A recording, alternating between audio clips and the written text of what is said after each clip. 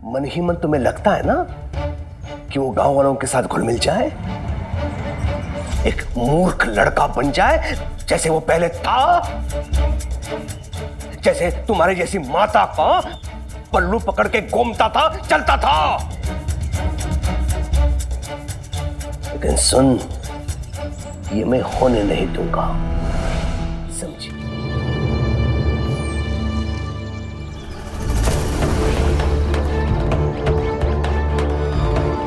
केशव,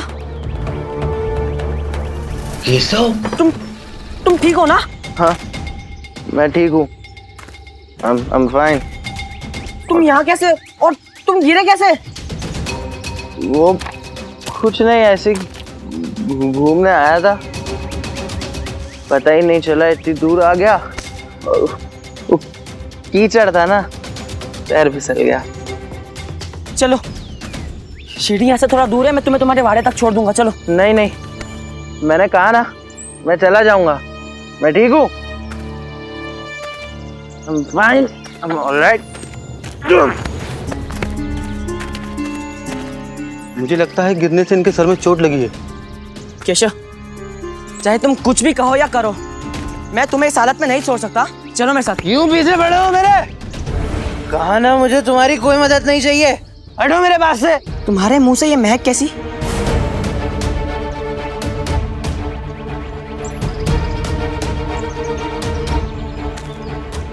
चलो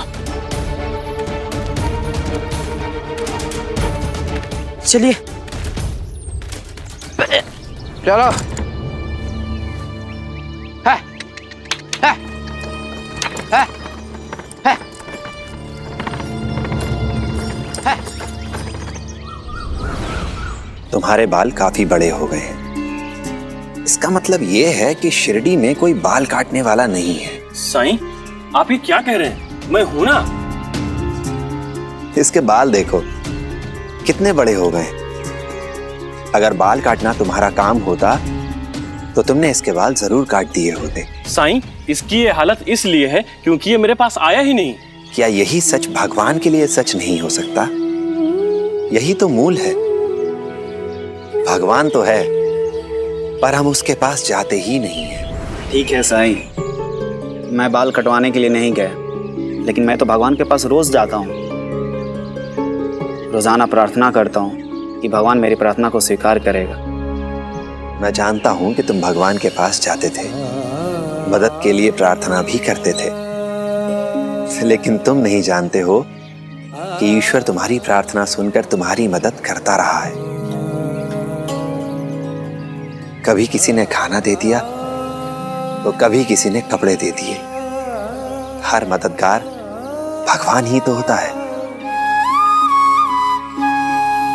और तुम, अगर तुमने इसे भिखारी ना समझकर एक ऐसे इंसान के रूप में देखा होता जो तुम्हारा मेहनताना देने में सक्षम नहीं है, तो तुमने इसके बाल मुफ्त में काट दिए होते और तुम भी इसके लिए भगवान बन गए होते।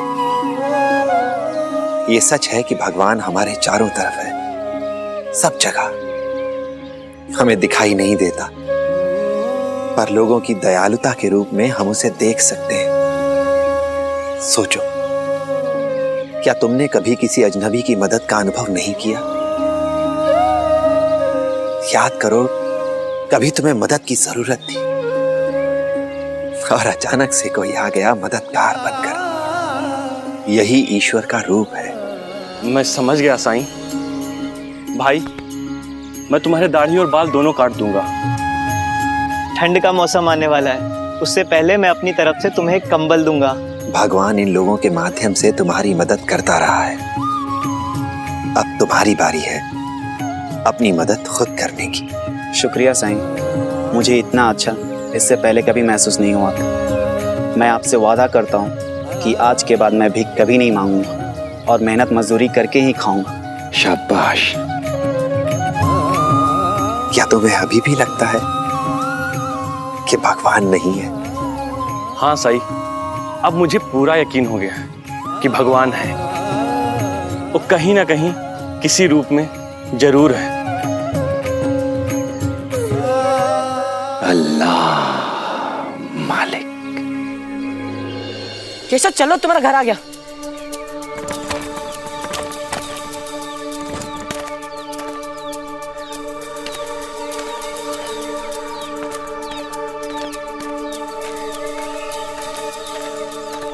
कोई है? कोई है? कौन? केशव, ए हट! ये क्या हालत बना दी है तुमने हमारे छोटे सरकार की? इसकी तबीयत ठीक नहीं है। केशव, ये क्या हालत हो रखी है तुम्हारी? क्या हुआ तुम्हें? कैसे हुआ ये सब? इतने कपड़े गंदे कैसे हो गए तुम्हारे?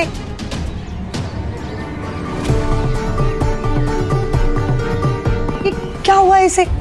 पता नहीं काकी, गांव के बाहर गिरा पड़ा था। शायद चक्कर खा के गिर गया था। भगवान का शुक्र है कि शहर से लौटते समय मेरी इस पे नजर पड़ गई और मैं इसे उठाकर यहाँ ले आया। बहुत अच्छा किया तात्या। इसकी तबीयत सुबह से ही खराब थी, उसके बाद भी बिना कुछ बताए, कुछ खाए पिए अकेला गांव में घूमने निकल गया। अगर तुम समय पे नहीं आते तो पता नहीं क्या होता इसका। आप चिंता मत कीजिए काकी, आप इसका ध्यान रखिए। मैं चलता हूँ।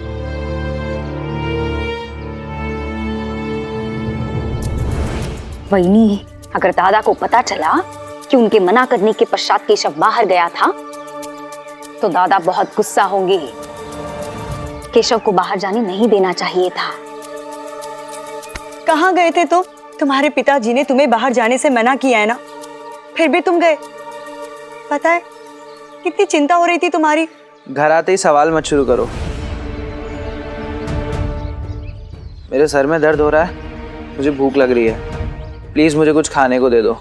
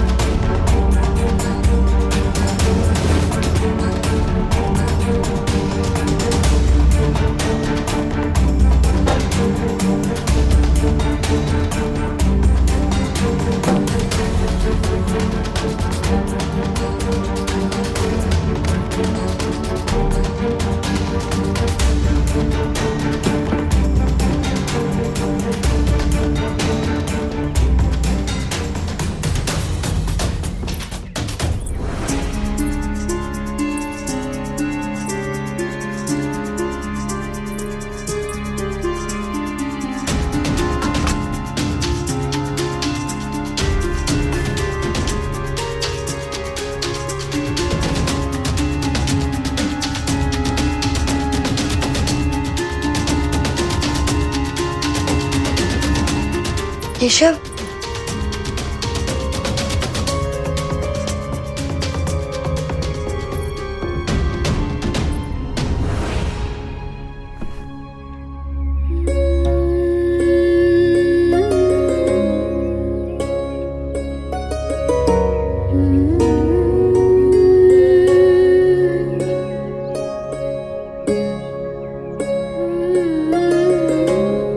केशव, तुम्हें याद है बचपन में मैं तुम्हें ऐसे ही खाना खिलाया करती थी। बस माँ, पेट भर गया, अब मुझे नींद आ रही है। केशव, सब ठीक तो है ना बेटा? हाँ माँ, थोड़ा थक गया हूँ।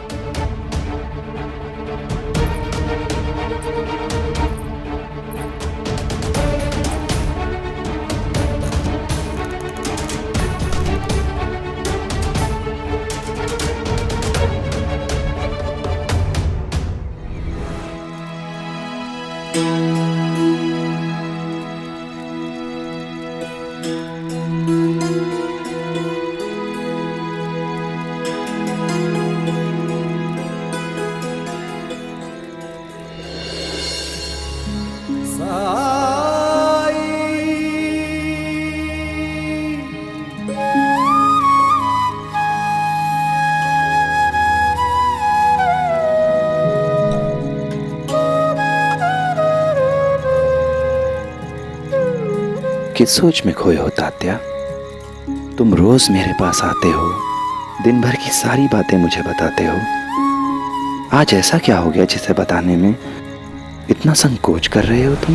बोलो। साई, कभी कभी लगता है केशव को ज्यादा महत्व ना देकर जिप्ती सही कर रही है। मैं बेकार ही उसे सुधारने चला था। आज उसने जो मेरे साथ किया वो सुनकर आप यकीन नहीं करेंगे।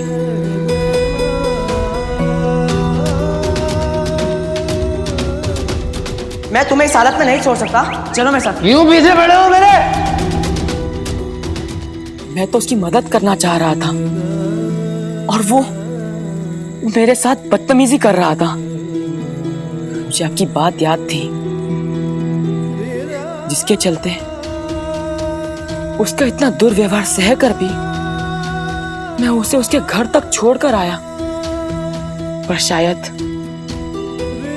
मैं अगली बार उसकी मदद नहीं कर पाऊंगा। तात्या, केशव अपना बुरा व्यवहार नहीं छोड़ पा रहा है, अपनी बुराइयां नहीं छोड़ पा रहा है। इसका मतलब ये तो नहीं कि तुम अपनी अच्छाइयां छोड़ दो। साई, आपकी बात सुनकर मैंने पुराने केशव को खोजने की बहुत कोशिश की, पर सच्चाई तो ये है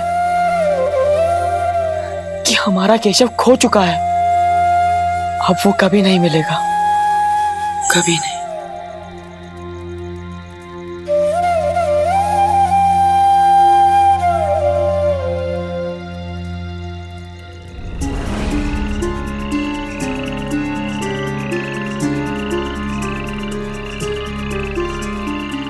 ये आवाज कहां से आ रही है? ये तो मेंढक के टर्राने की आवाज है। वो तो ठीक है, लेकिन ये आवाज आ कहां से रही है?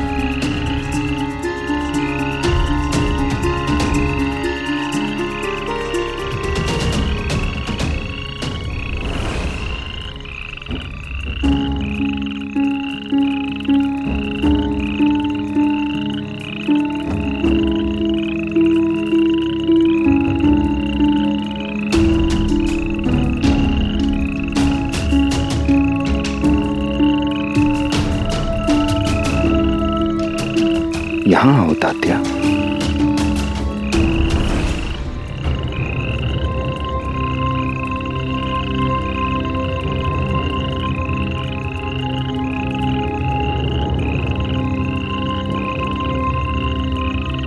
अरे मेंढक गड्ढे में फंस गया, मैं इसे निकाल देता हूँ। रुको तात्या, मैं चाहता हूं कि तुम वो देखो जो हो रहा है।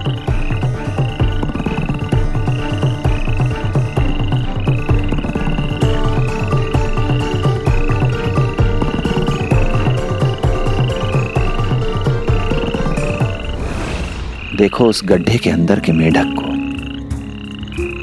उसने बाहर निकलने की बहुत कोशिश की है, लेकिन अपनी हर कोशिश कर लेने के बाद भी वो बाहर नहीं निकल पाया और उसने हार मान ली। लेकिन वो बाहर का जो मेढक है, जो कि इस गड्ढे के अंदर गिरे मेढक का दोस्त है, उसने हार नहीं मानी है। वो अपने दोस्त को प्रोत्साहित कर रहा है, उसका हौसला बढ़ा रहा है, जैसे कि उससे कह रहा हो कि हाँ दोस्त, तुम बाहर निकल सकते हो। मुझे विश्वास है तुम पर। लेकिन साई, आप ये मुझे क्यों बता रहे हैं?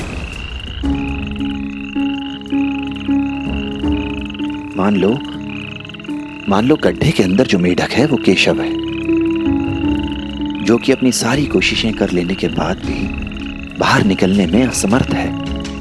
और गड्ढे के बाहर वो जो मेढक है वो तुम हो। अब तुम्हारे पास दो विकल्प हैं। या तो अपने दोस्त को इसी परिस्थिति में छोड़ दो और चले जाओ। कुछ देर में तुम्हारा दोस्त भी अपनी हार को अपनी नियति मान लेगा। और या फिर गड्ढे के बाहर के उस मेढक की तरह हौसला बढ़ाओ उसका। इस उम्मीद, इस इस धैर्य के साथ, इस सबूरी के साथ कि वो बाहर निकलने में समर्थ है, वो बाहर निकल सकता है।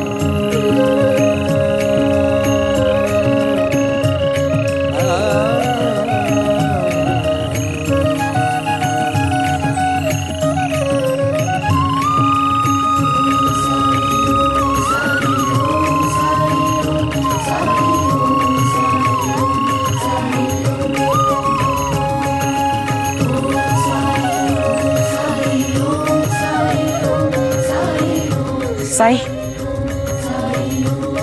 मैं पूरी कोशिश करूंगा, ये मेरा वादा है। मुझे तुम पर पूरा विश्वास है तात्या।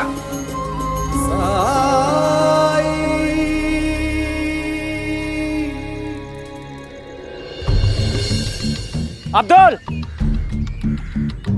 अब्दुल, अब्दुल! चाचा अब्दुल है क्या? क्यों मियाँ, क्या बात है? मुझे उसकी मदद चाहिए।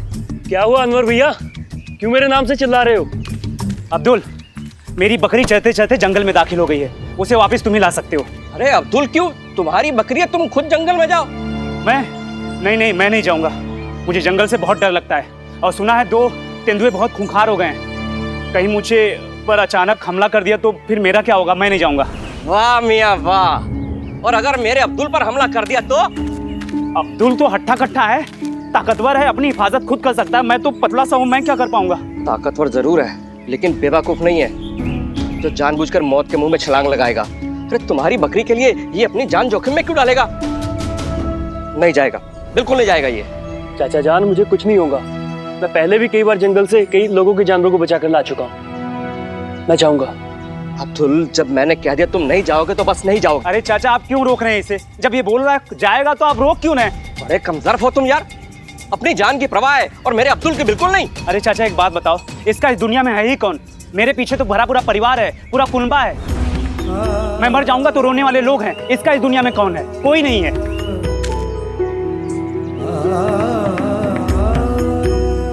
अब्दुल, ऐसे मतलबी लोगों की मदद करने की तुम्हें कोई जरूरत नहीं है। हाँ, तो कौन सा गलत कहा इसने? मेरा है ही कौन इस दुनिया में?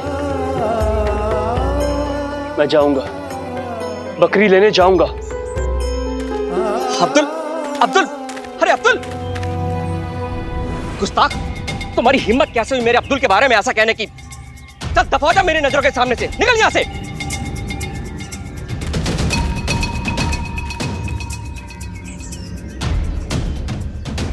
काश अब्दुल की समस्याओं का कोई हल होता मेरे पास। मुझे उम्मीद है अब्दुल के सवालों का जवाब देने वाला उसकी जिंदगी में जरूर कोई ना कोई शख्स आएगा और जल्दी ही आएगा।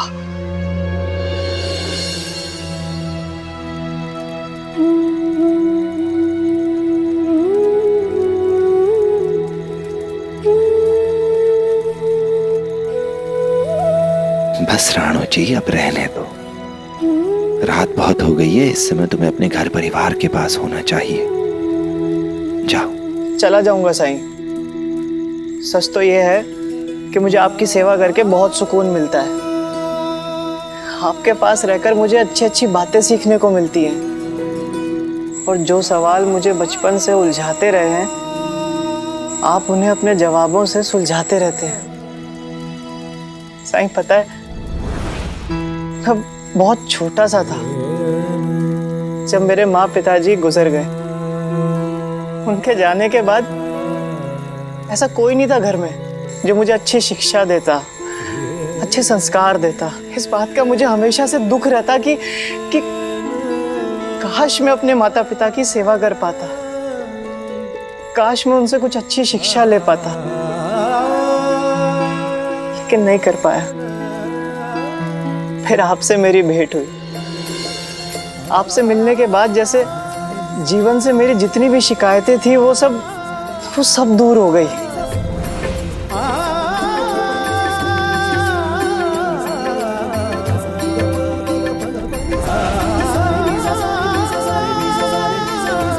पिता की तरह आपने मेरा मार्गदर्शन किया, माँ की तरह ममता लुटाकर आपने मेरा इलाज किया।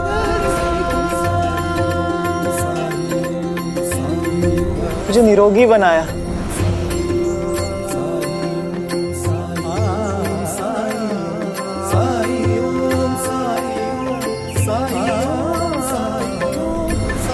साईं, जीवन में कैसे आगे बढ़ना है ये सब मुझे आपने ही सिखाया है, इसीलिए मेरे लिए आप ही मेरे माता पिता के समान हैं। जैसे माता पिता अपने बच्चों की हौसला अफजाई करते हैं, उसी तरह आपने मेरे जीवन के हर दौर में मेरा हौसला बढ़ाया है।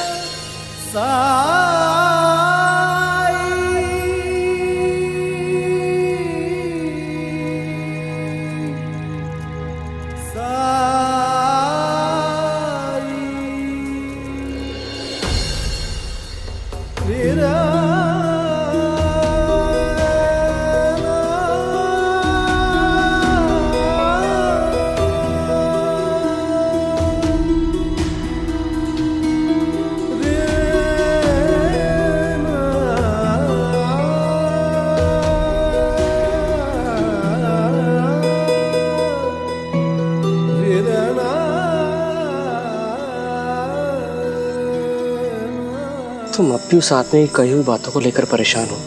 वो होता कौन ऐसी बातें करने वाला? एक तो उसने मदद मांगी और ऊपर से नस्त्र भी चुभाए। इसीलिए मैं कहता हूँ अब्दुल, तुम बहुत सीधे साधे इंसान हो।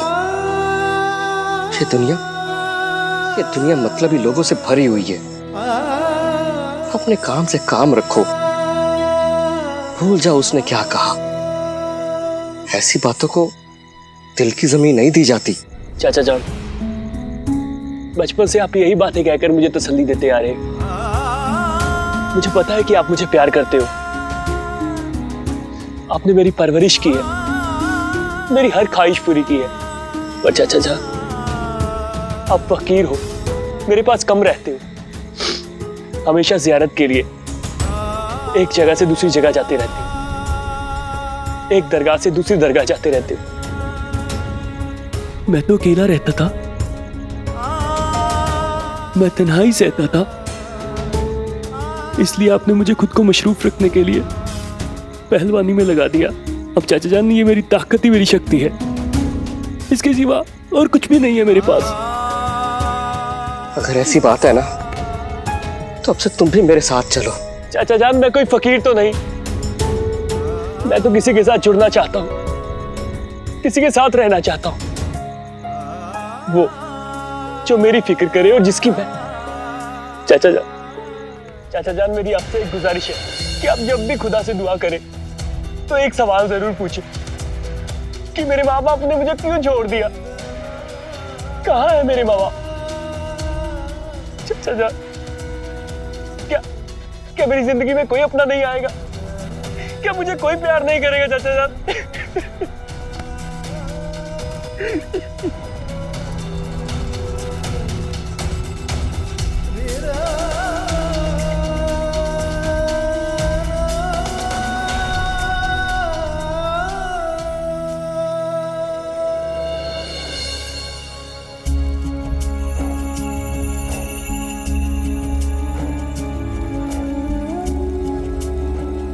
समय से पहले और किस्मत से ज्यादा कभी किसी को कुछ नहीं मिला है अब्दुल। हौसला रखो, सबूरी रखो अब्दुल, सबूरी रखो।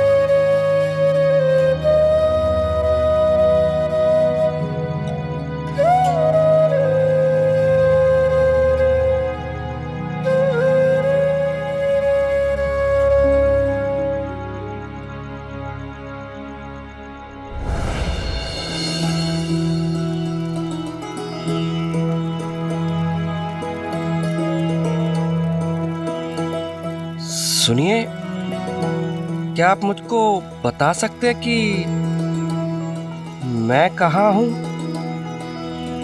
और इस जगह पर मैं कैसे आया और आप कौन है?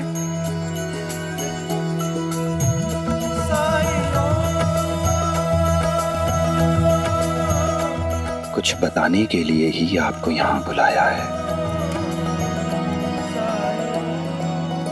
मैं साईं हूं। मैं जानता हूं कि अब्दुल को लेकर आप बहुत परेशान हैं, और हों भी क्यों ना। किस्मत अब्दुल को आपके पास लाई, उसकी जिम्मेदारी आपको सौंपी और आपने उसे बखूबी निभाया भी।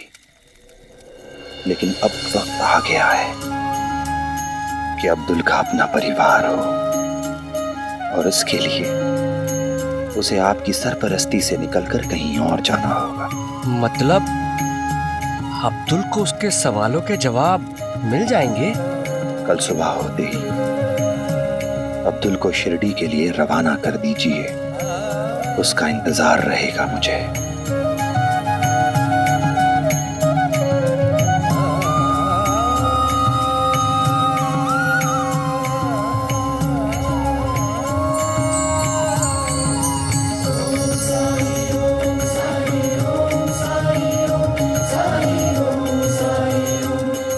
अल्लाह मालिक।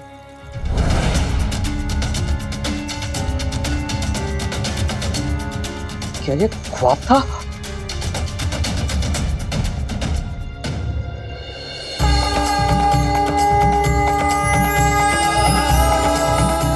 ये मेरे हाथ में आम कैसे आ गए? ये आम तो मेरे ख्वाब में थे।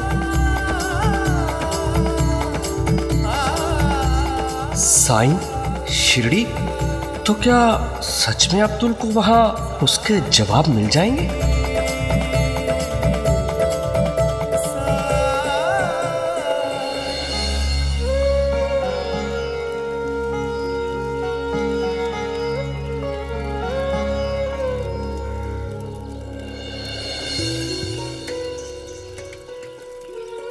अरे वाह, इतनी सुबह सुबह और ये पेड़ लेकर। आओ,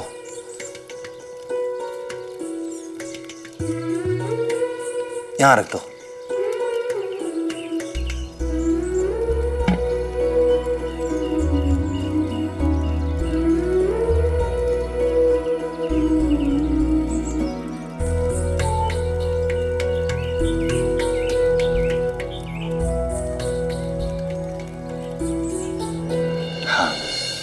बता।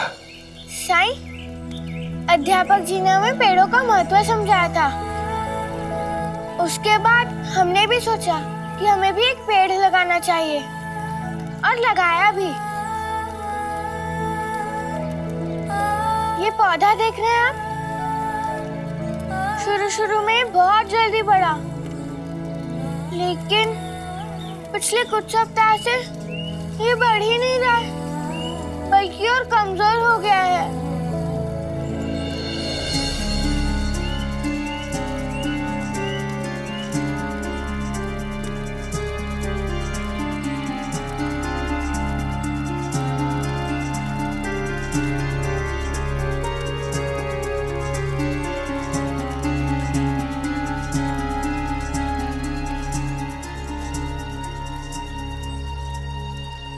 ये बीमार हो गया है। नहीं परी, बीमार तो नहीं है, लेकिन इस पौधे के ना बढ़ पाने की वजह ये गमला है।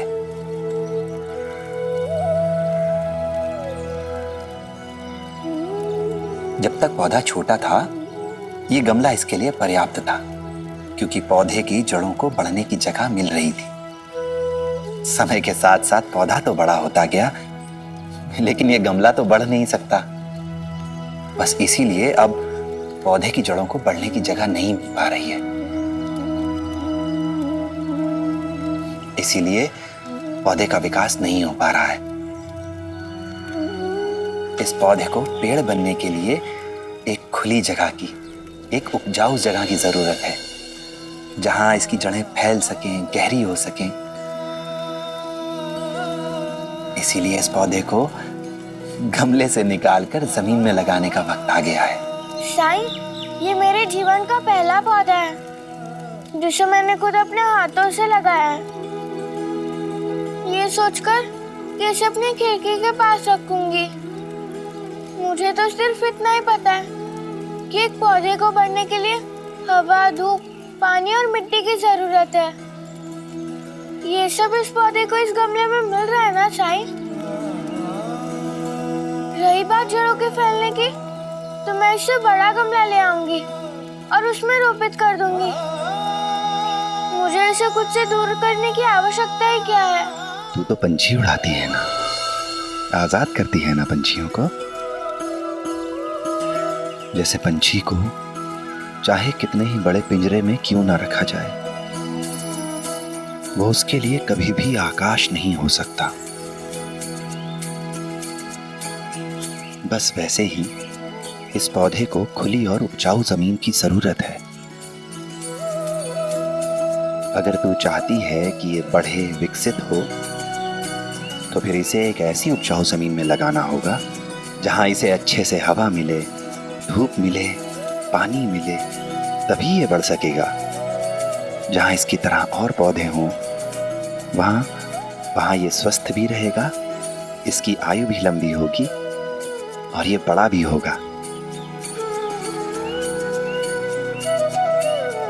तो इसलिए पौधे को रोपित करने के लिए जगह का चयन भी बहुत जरूरी है। बहुत सावधानी से करना पड़ेगा। मुझे नहीं पता था साईं कि जड़ों को फैलने के लिए, उनके विकास के लिए सही जगह को खोजना इतना जरूरी है। हाँ परी, बहुत जरूरी है ये। जब इसे उपजाऊ जमीन मिलेगी तभी ये बड़ा हो सकेगा, विकसित हो सकेगा, जहां ये स्वस्थ भी रहेगा और खुश भी। जमीन मिले तो कोई भी आसमान छू सकता है।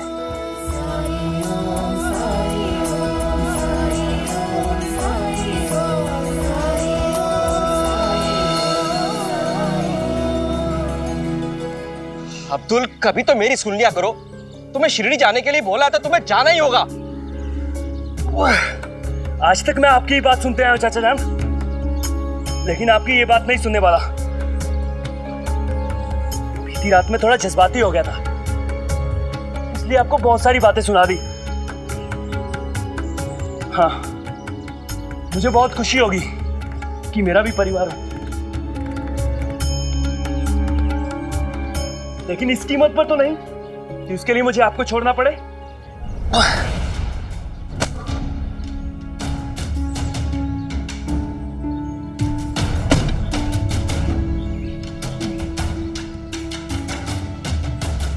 चाचा जान, आपने मुझे तब सहारा दिया जब मेरे अपने मुझे छोड़कर चले गए और मेरे पास और कोई सहारा नहीं था।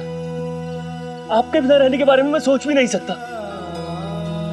आपने अपनी पूरी जवानी मेरी परवरिश करने में गुजार दी और मैं इतना खुदगर्ज हो जाऊं कि आपको बुढ़ापे में बेसहारा छोड़कर चला जाऊं? नहीं चाचा जान, मुझसे ये नहीं होगा।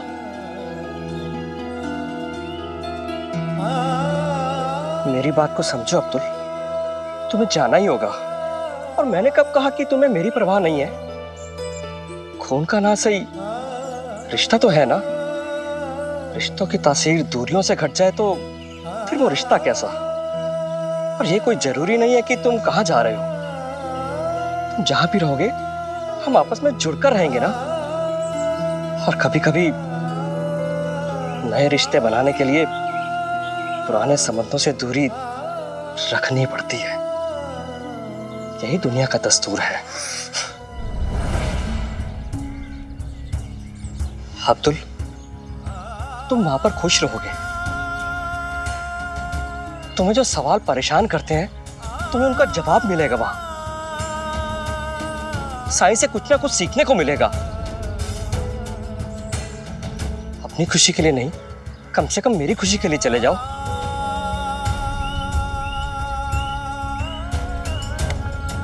परेशान रहते हो तो मुझे फिक्र रहती है तुम्हारी। तुम्हें तुम्हारे सवालों का जवाब मिलेंगे तो तुम्हारे मन में खुशी आएगी और मुझे सुकून मिलेगा कि तुम्हें तुम्हारे सवालों के जवाब मिल गए। और खुदा ना खास्ता कल को मुझे कुछ हो गया तो तुम तो अकेले रह जाओगे ना। फिर सोचो मेरी रूह को चैन मिलेगा क्या? बीती रात तुमने कहा था ना कि अल्लाह ताला से मेरे लिए दुआएं मांगना, तो मैंने उनसे दुआएं मांगी। मैंने बोला कि अब्दुल को सुकून मिले, उसके सवालों के जवाब मिले उसको। जानते हो, कल रात साईं मेरे ख्वाब में आए। उन्होंने मुझसे कहा कि अब्दुल को मेरे पास शिरडी भेजो, इसलिए तुम वहां पर जाओ, अपना इस्तकबाल बुलंद करो, अपनी खुशियों को तलाशो, उन्हें हासिल करो। मुझे यकीन है तुम्हारा इस्तकबाल वहां पर तुम्हारा इंतजार कर रहा है। जाओ अब्दुल, जाओ।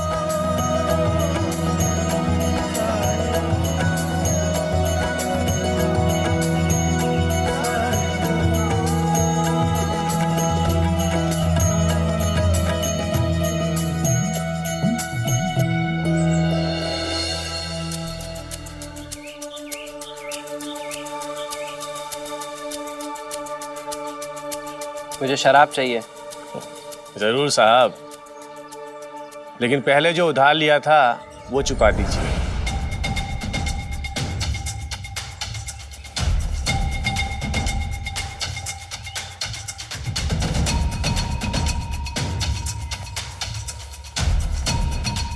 ओह नो, हड़बड़ी में पैसे लाना ही भूल गया।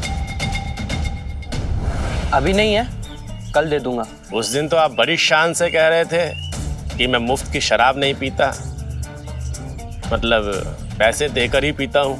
मैंने कहा ना कल दे दूंगा। तो फिर कल ही पी लेना।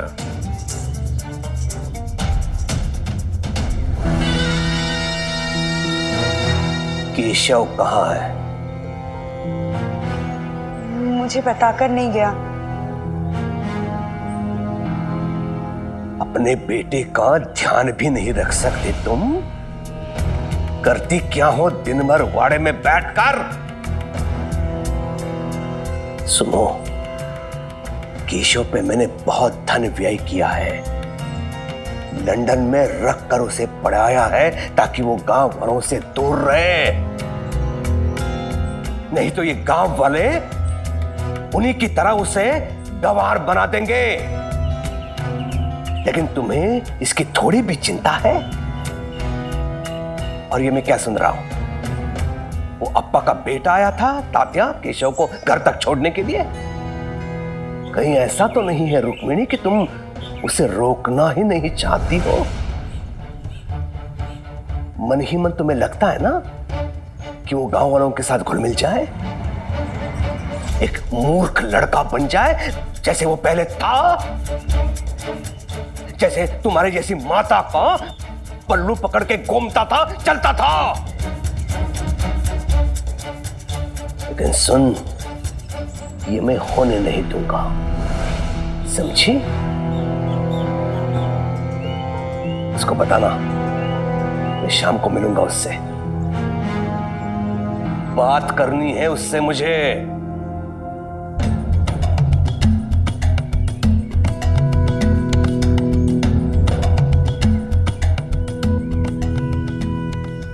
और स्मरण रहे,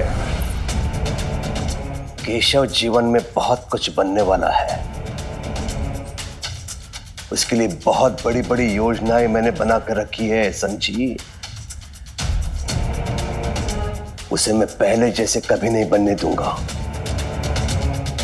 केशव मेरा गर्व है, अभिमान है,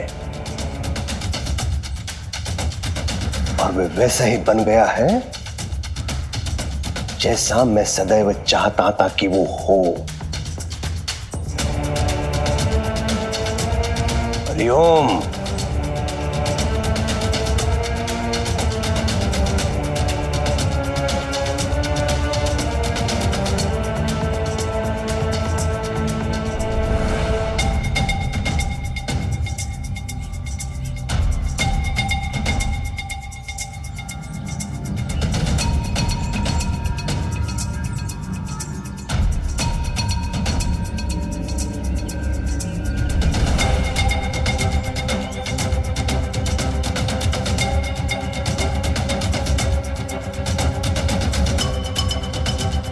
ये लो, सोने की है, लेकिन याद रहे कि इसे बेच नहीं रहा हूँ, गिरवी रखवा रहा हूँ। पैसे देने के बाद इसे वापस ले जाऊंगा।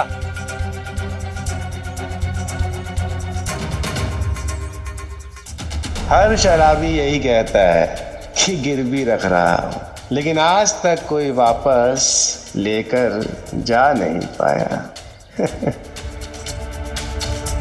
ठीक है साहब, जब तक आपकी अंगूठी मेरे पास है आप यहां से शराब ले जा सकते हैं। भाषण नहीं, शराब दो मुझे।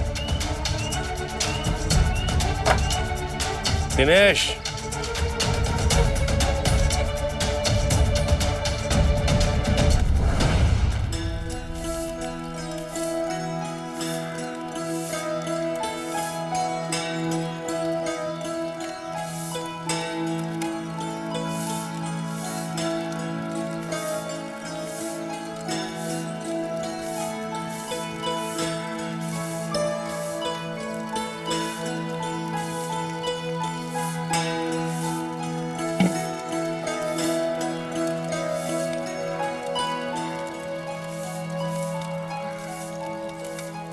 अच्छा हुआ तुम लोग यहीं आ गए। मुझे कुछ काम था तुमसे। जी कहिए ना साईं। द्वारका माई में कुछ काम कराना है, क्या मेरी मदद करोगे तुम लोग? हाँ बोलो ना साईं।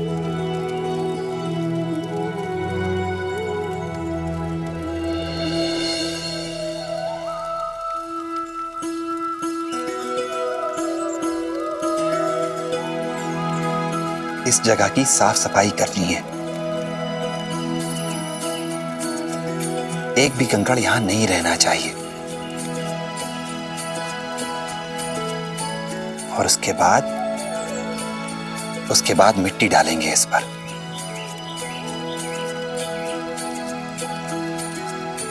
वो तो कर देंगे साईं, लेकिन यहाँ कुछ खास होने वाला है क्या? हाँ, कुश्ती होगी।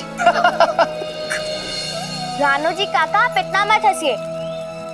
अगर साई कुछ कह रहा है तो उसका अर्थ हमें अभी नहीं पता चलेगा, पूरा काम खत्म होने के बाद पता चलेगा।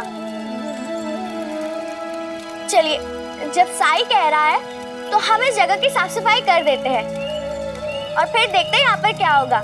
बिल्कुल सही कहा झिपरी। चलो।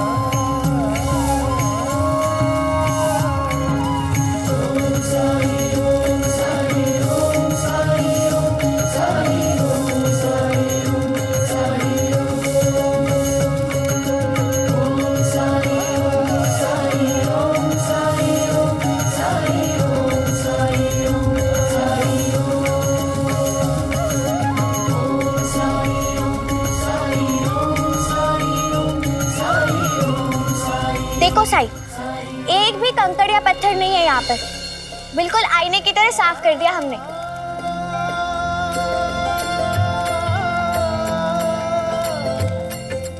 शाबाश। अब तुम दोनों अपने अपने काम पर जाओ। जी साईं, जैसा आप कहें।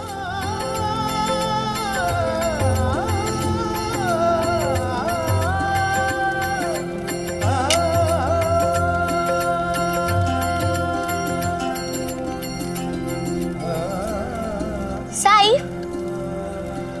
जब यहाँ पर कुश्ती होगी ना तो मुझे बुलाना मत भूलना। जरूर। चलते हैं साईं।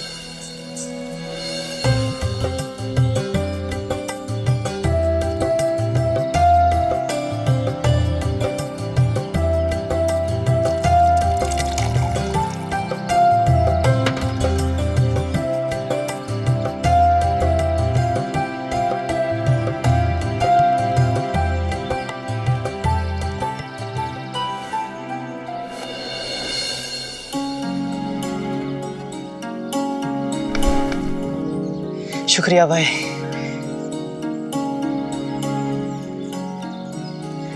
तुम्हें इससे पहले तो कभी आ नहीं देखा। शिरडी में नए लगते हो। हाँ, अभी पहुंचा हूं। साई से मिलना है। साईं तो इस वक्त द्वारका माई में मिलेंगे। मैं तुम्हें वहां का रास्ता बताता हूँ।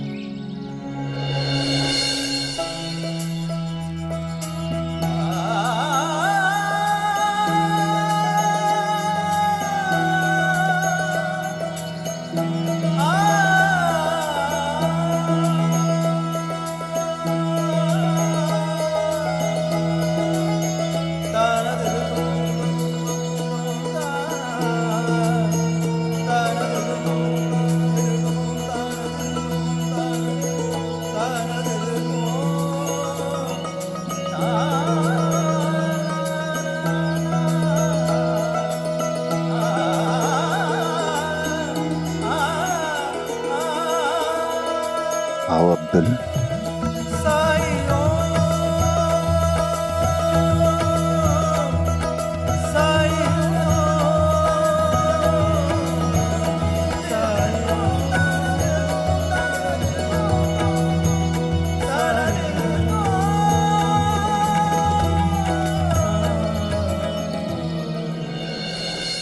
आपने मुझे, मतलब आपको कैसे पता कि मैं, कैसे जानते हैं आप मुझे? बैठो।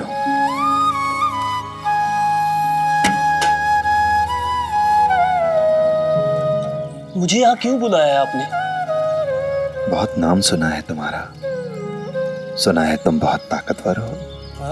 कुश्ती में तुम्हारा कोई मुकाबला नहीं है, तो सोचा तुम्हें बुलाकर तुमसे कुश्ती के कुछ दांव पेच सीख लूं। चाचा जान ने तो कहा था कि साईं से मेरे सवालों के जवाब मिलेंगे, पर यहाँ तो साईं ही मुझसे सीखने की बात कर रहे हैं। सच में मुझसे कुश्ती सीखना चाहते हैं आप? हाँ। क्या इसलिए बुलाया आपने मुझे यहाँ? हाँ। सिखाओगे मुझे? माफ कीजिएगा साईं, लेकिन आपकी ये उम्र कुश्ती सीखने की नहीं है। ये तो बचपन से ही सीखी जाती है और बहुत कठिन भी है। रोज अभ्यास करना पड़ता है, रोज वर्जिश करनी पड़ती है, सुबह जल्दी उठना पड़ता है, बिना रुके डंड पेलने पड़ते हैं और 500 बार उठक बैठक करनी पड़ती है, फिर जाकर उतरता है कोई अखाड़े में। पहलवान बनना इतना आसान नहीं है साईं। और आप तो फकीर हैं, क्या आप ये सब कर पाएंगे? कोशिश तो कर ही सकता हूँ।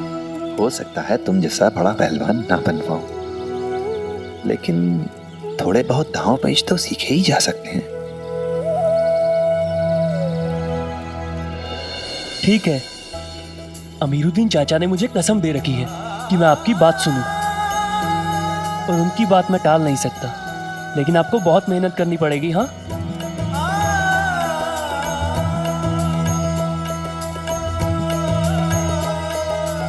लेकिन आप कुश्ती सीखेंगे कहाँ?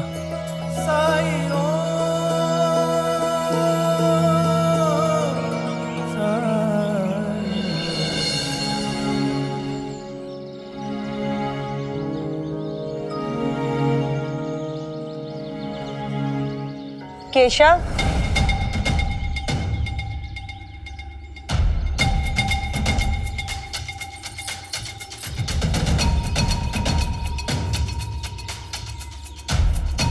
कहाँ गए थे तुम?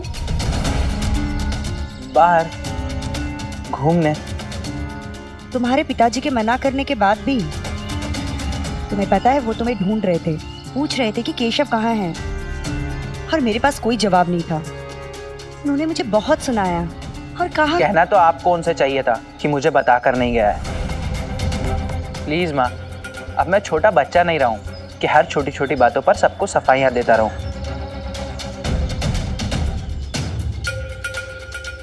रुको केशव,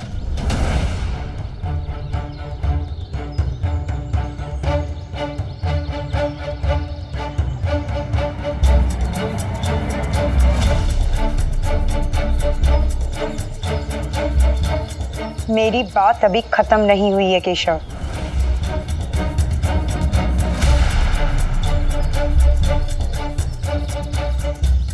केशव।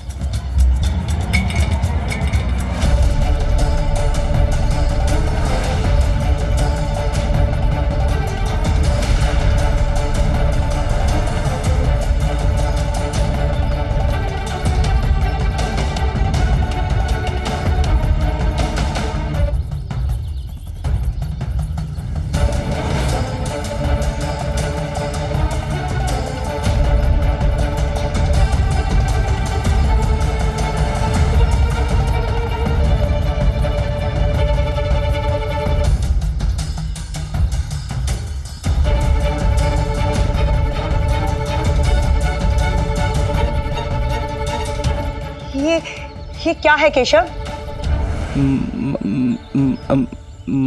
माँ ये क्या जवाब दूं? माँ ये वो। केशव, तुम कुछ छुपाने की कोशिश तो नहीं कर रहे हो? अब आपने पकड़ ही लिया है तो आपको सब कुछ बताना ही पड़ेगा। चलिए मेरे साथ।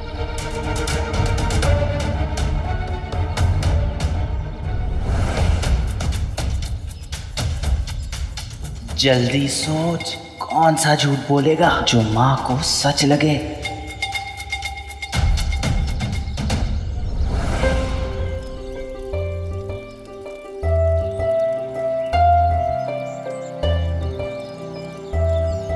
अगर कोई सामने वाला पहलवान आपका हाथ इस तरह से पकड़ ले तो उसको छुड़वाने के लिए आपको ऐसे करके और ऐसे पटक देना है।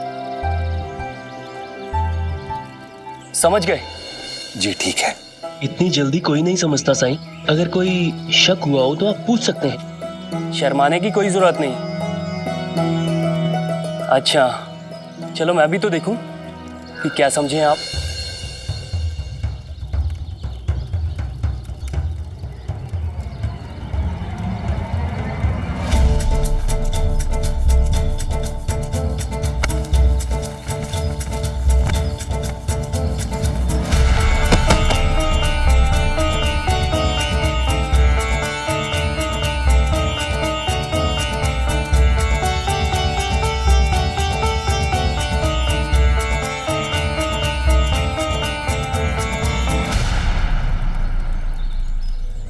एक बार में कर लिया? नहीं, हो सकता है इत्तेफाक हो। बहुत खूब। अब आप इससे कैसे बचोगे?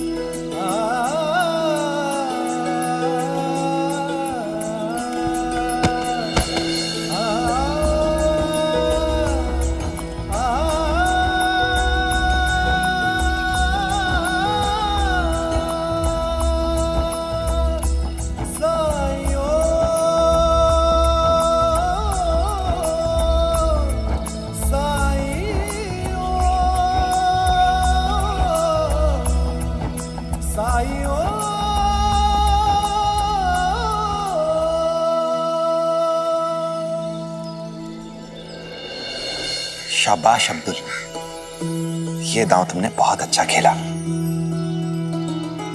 नहीं, आपने जानबूझकर किया ये। आप तो मुझसे लाख गुना बेहतर है। आपने मेरा सारा गुरूर चूर चूर कर दिया। मैं तो इस गलतफहमी में था कि कुश्ती में मेरा कोई मुकाबला नहीं कर सकता, मेरा कोई सानी नहीं। मुझे सादगी की अहमियत आपने बताई। अब मुझे एहसास हुआ कि चाचा जान ने मुझे यहाँ क्यों भेजा है।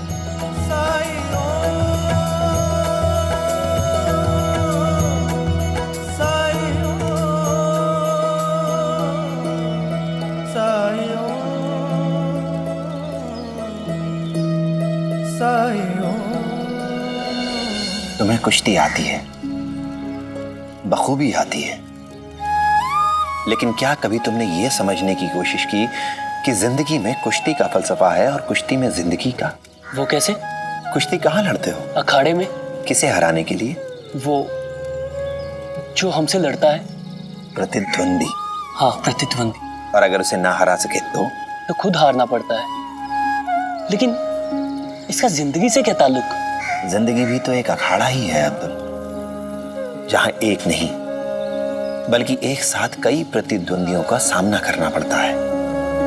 काम, क्रोध, लोभ, मोह, मद, मत्सर, आसक्ति, अहंकार, असंयम, असहिष्णुता, अधीरता, व्यग्रता, चिंता, ये सब हमारी मानसिक व्याधियां ही तो हैं। ये मन के विकार ही तो हैं।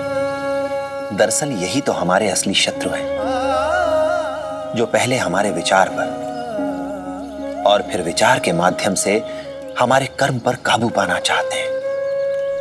जैसे कुश्ती में हम अपने दुश्मन की पकड़ से बचकर उस पर काबू पाने की कोशिश करते हैं, वैसे यही कोशिश हमें जिंदगी में भी लगातार करनी होती है। बस एक बार मौका चूके कि चारों खाने चित। बिल्कुल सही कहा आपने साईं, मैंने कुश्ती को कभी इस नजर से देखा ही नहीं। क्योंकि कुश्ती को तुम अपने अकेलेपन, अपनी तन्हाई से बचने का जरिया समझते रहे बस, और अकेलापन फिर भी दूर ना हो सका। तुम्हें वो खुशी, वो सुख न मिल सका जिसकी तुम्हें तलाश थी, परिवार होने का सुख। मैंने तुम्हें यहां इसीलिए बुलाया है कि तुम्हें उस सुख का एहसास हो, वो खुशी मिले जिसके लिए तुम इतने साल भटकते रहे।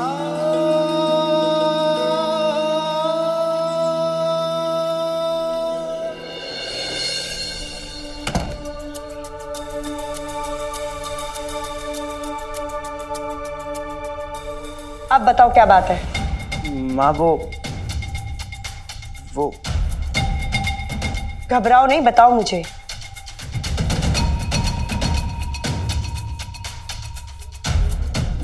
माँ, लंदन जाने के कुछ समय बाद ही मेरी तबीयत बहुत खराब हो गई थी।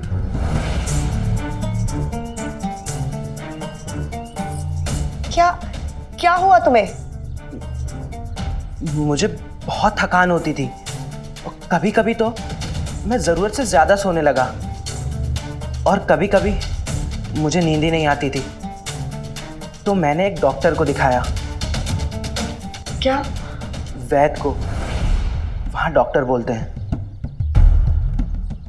तो डॉक्टर ने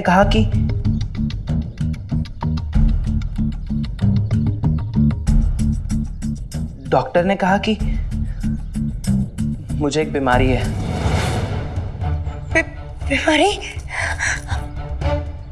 कौन सी बीमारी है तुम्हें? पल्पिटेशन। पल्पी? ये कैसी बीमारी है? तुमने आज तक हमें बताया क्यों नहीं? तुम बताते तो तुम्हारे पिताजी तुम्हारा इलाज करते। आने दो तुम्हारे पिताजी को। तुम अपने पिताजी को इस बीमारी के बारे में सब कुछ बताओगे, वही तुम्हें औषधि देंगे। नहीं साईं, मेहनत मजदूरी करके मैं 2 वक्त की रोटी तो कमा लूंगा, लेकिन मैं रहूंगा कहां पे? जब आ गए हो तो रहने का इंतजाम भी खुद ब खुद हो जाएगा। हाँ, अगर तब तक रहना चाहो तो द्वारका माई के द्वार सबकी तरह तुम्हारे लिए भी खुले हैं। आप जैसी अजीम शख्सियत के साथ एक छत के नीचे रहने का मौका कौन गंवाना चाहेगा साईं। मैं तो खुद को किस्मत वाला समझूंगा अगर आप अपने साथ रहने दें। साई साई साई साई साई, तुम्हारी मदद चाहिए। मदद चाहिए? क्या मदद चाहिए? कुछ लोगों की कुछ समस्या है और वो कह रहे इनकी समस्या बहुत बड़ी है। बड़ी समस्या तो मेरी इस नन्ही परी की ही हो सकती है ना? साई, समस्या तो खुद पड़ी है, दिमाग घूम गया है इसका। कह रही है कल रक्षाबंधन है तो मैं इसे राखी बांधूं। हाँ, तो इसमें दिमाग घूमने वाली कौन सी बात है? और नहीं तो क्या पागल, तुम्हें पता भी है रक्षाबंधन पे लड़कियां राखी बांधती है, लड़के नहीं। लड़के क्यों नहीं बांध सकते राखी? क्योंकि लड़का ही लड़की की रक्षा करता है ना साई? साई, तुम्हें याद है मैंने तुमसे भी एक बार ऐसे ही सवाल पूछा था तो तुमने मुझे श्री कृष्ण और द्रौपदी की कहानी सुनाई थी। मेरे विचार से आज तुम्हें वही कहानी इन्हें भी सुनानी पड़ेगी। क्या है कहानी? सुनाइए ना, हमें भी सुननी है। हाँ साईं, सुनाइए ना, मैं भी सुनना चाहता हूँ। ठीक है, सुनाता हूँ। पिताजी ने मेरे लिए बहुत सपने देखे हैं और अगर उन्हें ये पता चलेगा कि मुझे एक बीमारी है तो उनके सपने तो टूट जाएंगे ना माँ।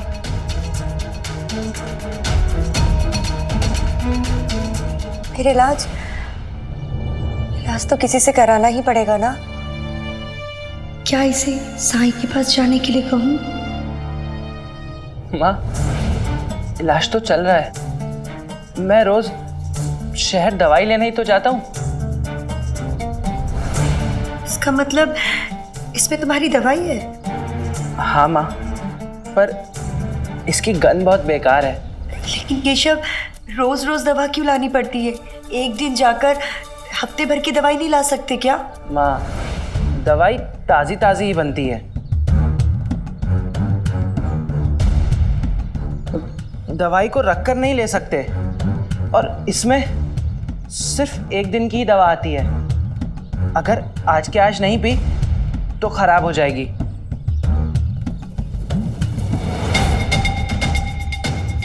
इसे पीकर बहुत नींद आती है माँ, तभी तो मैं सोता रहता हूँ आजकल। केशव, तुम ठीक तो हो जाओगे ना? पता नहीं क्यों मुझे अभी भी ऐसा लग रहा है कि हमें तुम्हारे पिताजी को ये बात जरूर बतानी चाहिए। नहीं माँ, पिताजी को बताने की कोई जरूरत नहीं है। उतनी बड़ी बीमारी नहीं है जितना आप समझ रही हैं, इसलिए मैं पिताजी को परेशान नहीं करना चाहता। मैं दवाई गर्म करके ले आऊं? नहीं माँ, उसे ठंडा ही पिया जाता है। बस आप एक बात का ध्यान रखिएगा, मुझे अंग्रेजी डॉक्टर से मिलने रोजाना शहर जाना होगा, तो जब भी मैं शहर में हूँ आप बस यहाँ संभाल लीजिएगा। बस एक बात का ध्यान रहे, पिताजी को इस बारे में कुछ भी पता ना चले। लेकिन क्या ये ठीक रहेगा? आपको मेरी कसम माँ।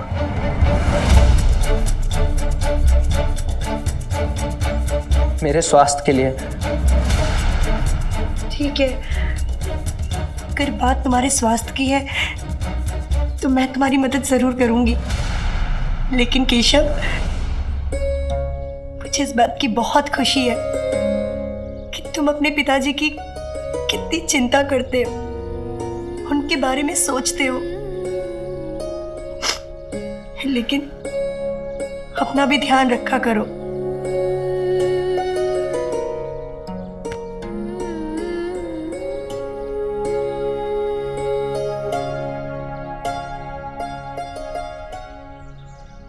माँ, अब आप जाइए, मुझे दवाई लेनी है, फिर मुझे नींद आ जाएगी।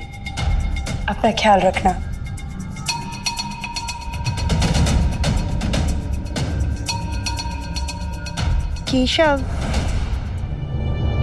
हाँ माँ,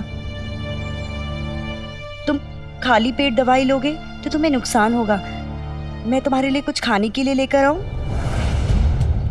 ये तो बहुत अच्छा होगा माँ, मुझे भूख भी बहुत लग रही थी। ठीक है, मैं अभी लेकर आती हूँ।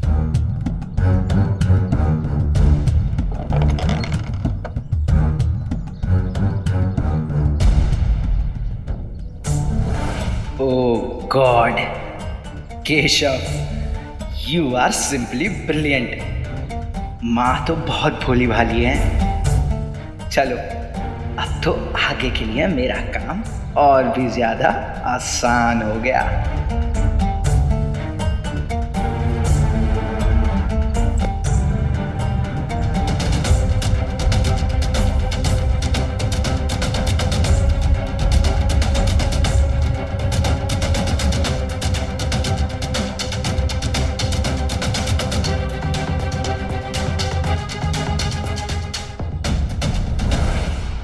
तो हुआ ऐसा कि एक बार गन्ने के पत्ते से भगवान श्री कृष्ण की उंगली कट गई। घाव से खून बहता देख द्रौपदी ने झट से अपना पल्लू फाड़कर भगवान कृष्ण की उंगली पर पट्टी की तरह बांध दिया। पट्टी बांधने पर भगवान कृष्ण के मुंह से निकला अक्षयाम। अक्षयाम यानी जिसका कभी क्षय ना हो, जो कल्प के अंत तक रहे, जो अविनाशी हो। द्रौपदी की मदद के बदले कृष्ण ने वादा किया कि मदद करने के बदले संकट के समय वो हमेशा द्रौपदी की मदद करेंगे, और उन्होंने अपना वादा निभाया भी। सुना परी, कहानी में भी श्री कृष्णा ने ही द्रौपदी की मदद की थी, तो हम गलत नहीं थे ना? नहीं उद्धव, तुम भी वही गलती कर रहे हो जो बाकी के लोग करते हैं। तुमने भी कहानी के दूसरे भाग को महत्व दिया, कहानी के अंत को याद रखा, लेकिन शुरुआत भूल गए तुम। ये सच है कि कृष्ण ने द्रौपदी की मदद की, लेकिन शुरुआत तो द्रौपदी ने की थी ना, कृष्ण की चोट पर पट्टी बांधकर। मदद पहले द्रौपदी ने की, उसके बाद कृष्ण ने। इससे हमें यह शिक्षा मिलती है कि रक्षा कोई भी कर सकता है, भले ही वो स्त्री हो या फिर पुरुष। एक मां भी अपने बच्चे की उतनी ही रक्षा करती है जितना कि एक पिता करता है। हाँ, ये सच है कि भाई अपनी बहन की रक्षा करते हैं, परंतु बहन भी तो अपने भाई का ख्याल रखती है ना। बहन के द्वारा भाई को राखी बांधे जाना ये एक रिवाज है, लेकिन वादा तो दो तरफा होता है ना। सुना, हम लड़कियां भी लड़कों की मदद कर सकती हैं। इसी बात पे मुझे एक पहेली याद आ गई। एक बार एक भेड़िया एक बकरी को खा गया, लेकिन बकरी के पास में एक भेड़ भी था, उसे नहीं खाया। बताओ क्यों? क्यों? क्योंकि वो राखी का दिन था और भेड़िए को लगा कि भेड़िए का भाई भेड़ होता है, इसलिए उसे नहीं खाया।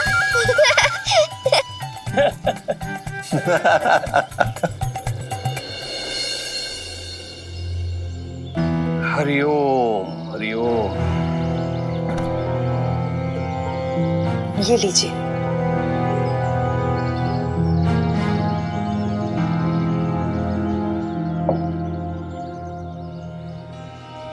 केशव घर पे है? हाँ, है वो। तो खड़ी खड़ी देख क्या रही हो? स्मरण नहीं रहता है तुम्हें? क्या कहा था मैंने? उससे बात करने जा, बुलाओ उसे। जी वो। दिन प्रतिदिन रुक्मिणी तुम्हारी उपयोगिता कम होती जा रही है। तुमसे कोई भी अपेक्षा रखना व्यर्थ होता जा रहा है, समझ रही हो तुम? मैं ही जाके देखता हूं वो कैसा है।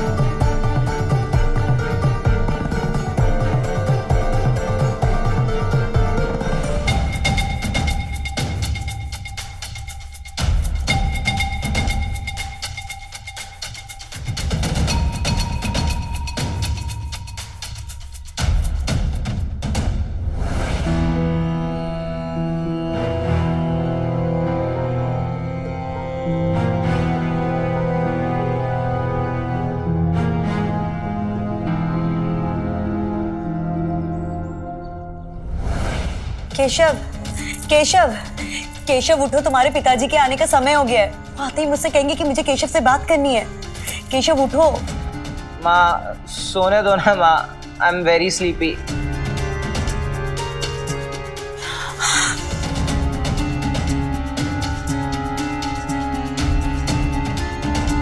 अगर वो आ गए और इस हाल में देख लिया तो मैं क्या जवाब दूंगी उन्हें?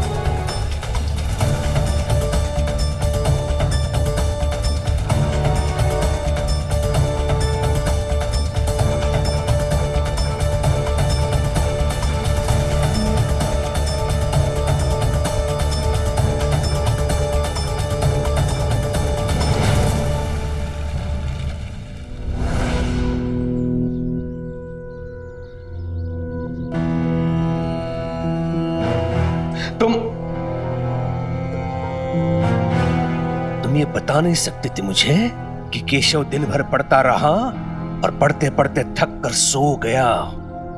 अपनी बुद्धि का उपयोग कब करोगे तुम रुक्मिणी? जी वो, मैं भी किससे बात कर रहा हूं?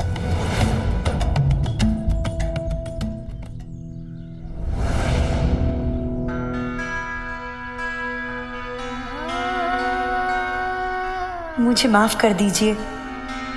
पहली बार ममता के आगे पत्नी का कर्तव्य डगमगा गया।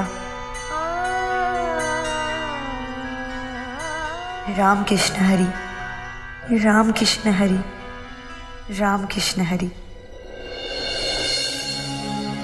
हो गया तुम्हारा परी? नहीं नहीं, एक और है। नहीं नहीं नहीं नहीं नहीं।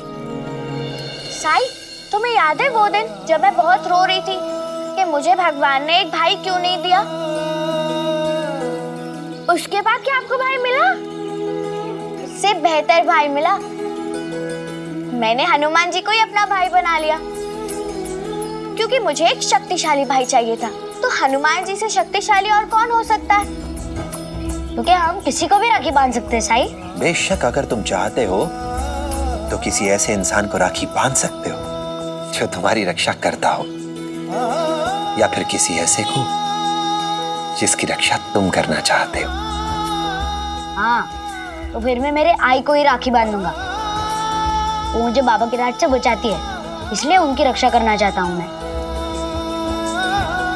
और मैं अपने घर के बाहर रहने वाला कुत्ता है ना मोती, उसे राखी बांधूंगी, क्योंकि वो हमारे घर की रक्षा करता है। इसीलिए मैं भी उसकी रक्षा करना चाहती हूँ। और अब तुम भी खुश हो जाओ परी, क्योंकि मैं तुम्हें भी राखी बांधूंगा, क्योंकि हम दोस्त हैं और दोस्त हमेशा एक दूसरे की रक्षा करते हैं। साईं, बच्चों के लिए रिश्ते बनाना कितना आसान होता है ना। काश हम बड़ों के लिए भी इतना ही आसान होता। क्यों, आपको कोई राखी नहीं बांधता?